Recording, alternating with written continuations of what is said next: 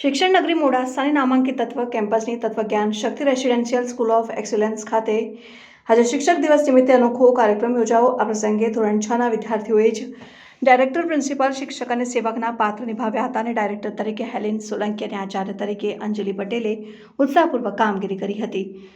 બાળકોએ વિષયવાર શિક્ષક બનીને 25 મિનિટના તાસ લીધા અને પોતાના જ વર્ગના મિત્રો અને અનૌપચારિક રીતે શિક્ષણ પૂરું પાડ્યું। સમગ્ર દિવસ બાળકો માટે યાદગાર રહી અને શિક્ષક દિવસની ઉજવણી ઉત્સાહપૂર્વક સંપન્ન થઈ।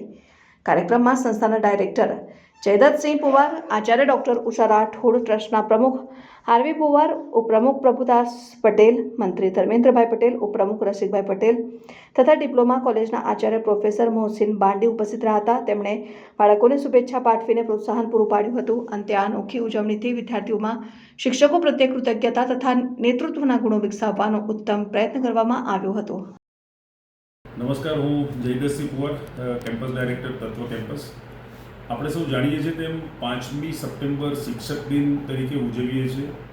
આપણા પૂર્વ રાષ્ટ્રપતિ સ્વર્ગસ્થ રાધાકૃષ્ણનજીના શિક્ષક તરીકેની જે કામગીરીના અનુરૂપ આ 5 સપ્ટેમ્બરે એમની યાદમાં આપણે શિક્ષક દિન ઉજવીએ છીએ। સંસ્થાના જે આપણી તત્વ જ્ઞાન શક્તિ રેસિડેન્શિયલ સ્કૂલ ઓફ એક્સલન્સ જે અત્યારે ચાલી રહી છે એના બાળકોએ આજે શિક્ષક દિન તરીકે એની ઉજવણી કરી છે।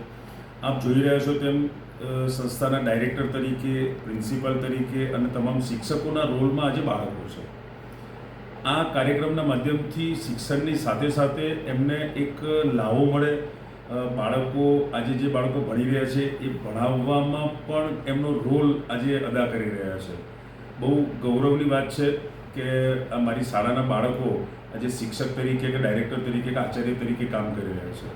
સૌથી આશ્ચર્યની વાત એ છે કે નાના બાળકોમાંથી જે શિક્ષક તરીકે કે અન્ય રોલમાં છે એમાં સેવકના રોલમાં પણ છે। અને હું સવારથી જોઉં છું કે બાળકો પીવાનું પાણી આપવાનું હોય કે બીજી કોઈ કામગીરી હોય એ પણ એટલી ખુશીથી કરી રહ્યા છે।